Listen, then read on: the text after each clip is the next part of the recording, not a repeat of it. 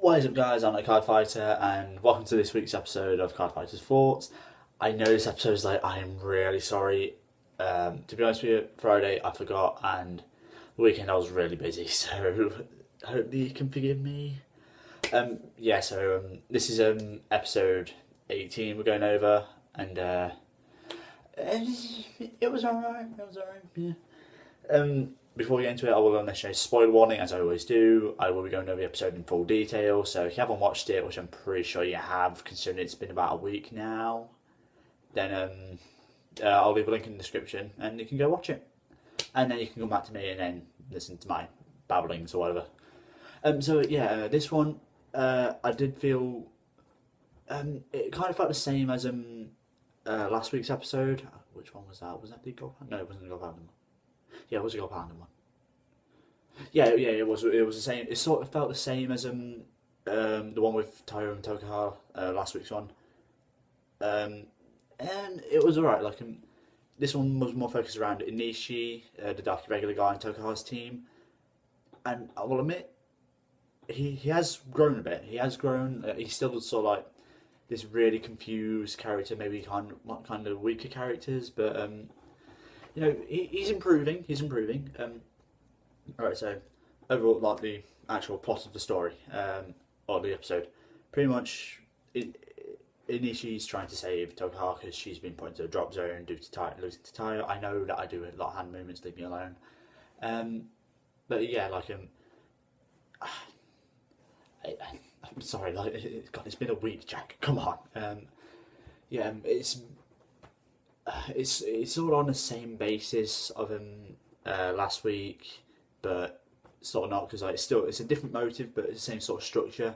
Like, you've got one main fight, and then you got like a few other bits here and there which don't really make sense. Like, why they're there? Like, they could have been a whole other episode.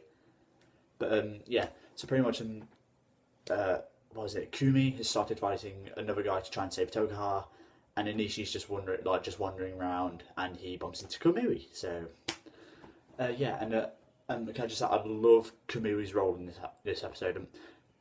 Pretty much like Kamui, he's competing in the U20, but he's also acting as a sort of like mentor in this episode, and I absolutely love it for that, because he's trying to win, but he's also trying to get Inishi to see that if you don't start manning up and actually taking action, you're not going to go anywhere. Like, you're not going to you're not going to what's the word?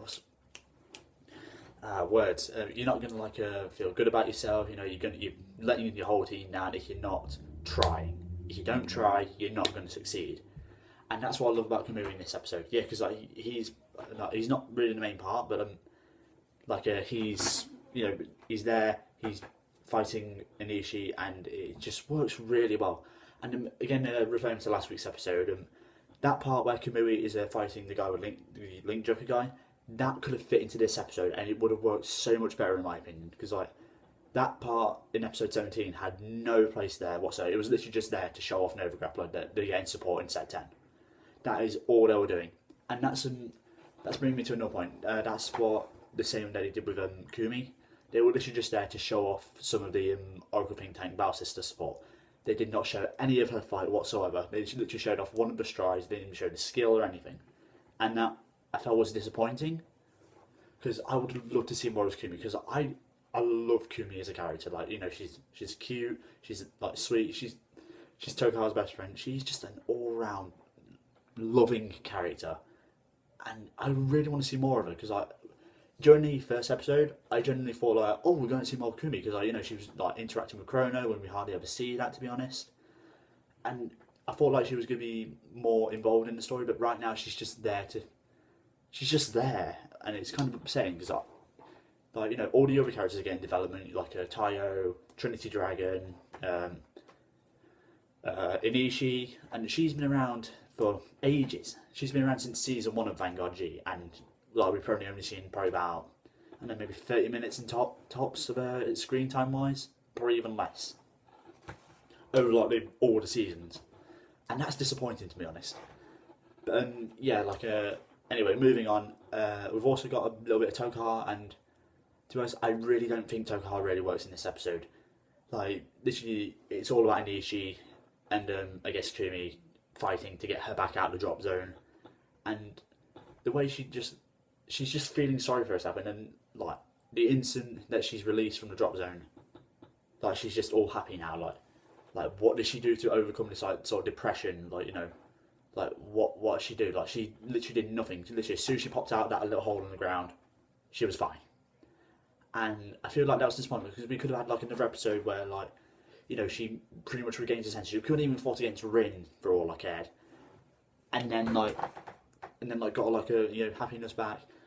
And it's just, she's really underdeveloped at this point, and I'm absolutely hating it. I liked Tokaha, but yeah, she wasn't really my favourite character. Like I preferred like Chrono or Jamie.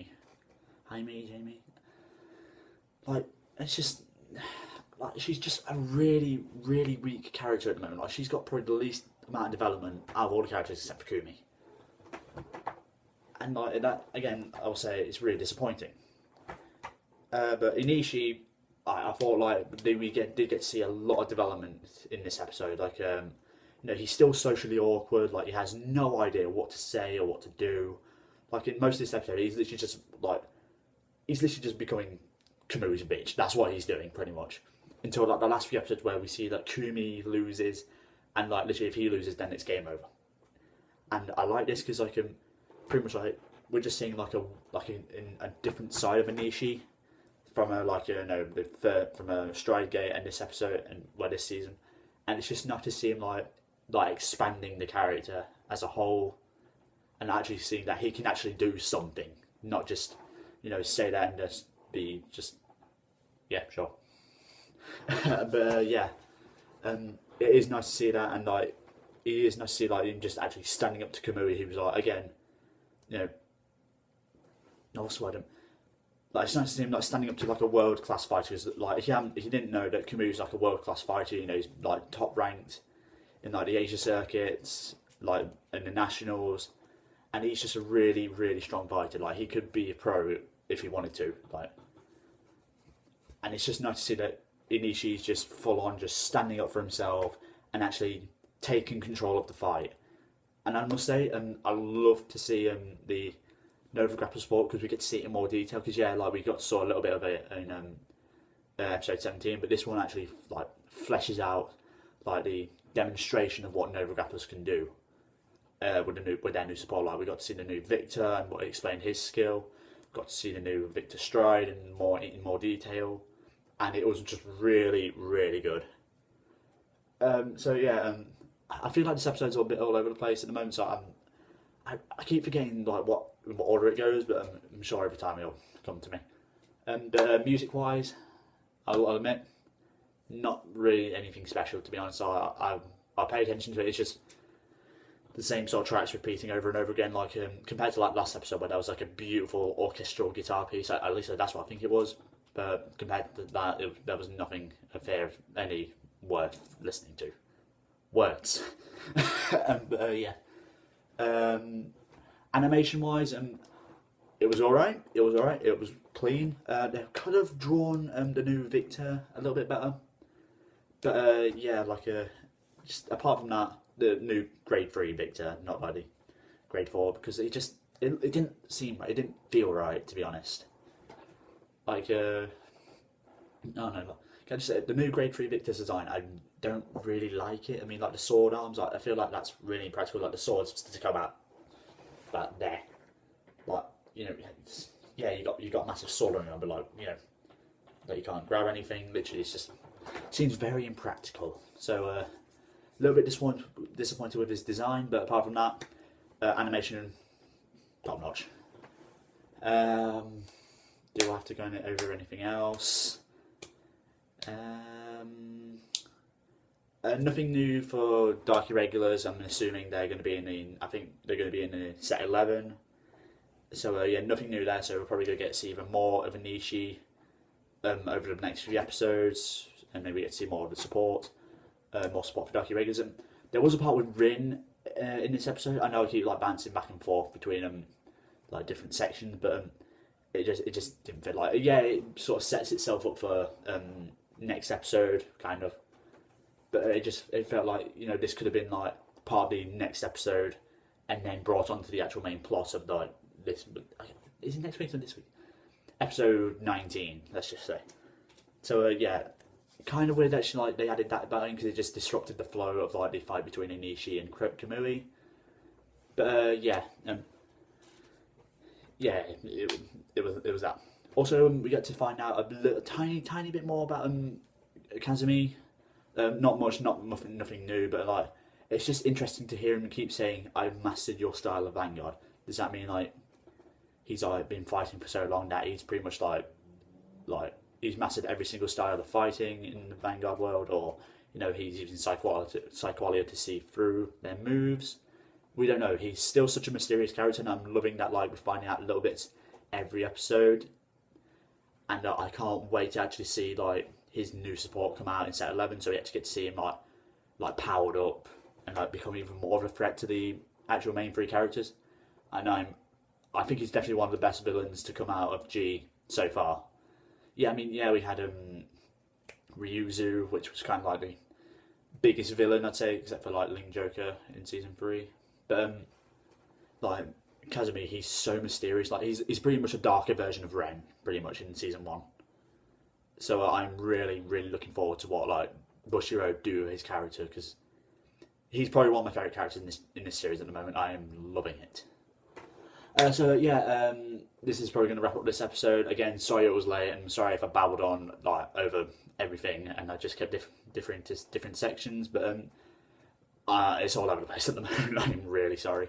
It will return to normal this week. Like the next episode will be up on Friday, and so and so. Also, you can expect to see the new Royal Paladin and Neo Next Child decks opening on this channel. Again, with all like the other box sets, because like, we've also initiated a sort of thing, organised sort of thing with Tabletop, where they'll be actually getting in these sets. So yay! Also, I guess I could say this: like, we are looking for players to come down to Tyrant. So if you're interested or want to find out a new game to play or meet some other new card fighters, come down to Leicester if you're in the area. Come down to Tabletop Tyrant. We will meet you there. Alright, so I'm going to have to end up this episode here. I hope you enjoyed it. Don't forget to leave a like, comment, and subscribe down below. And I will catch you next time. Bye!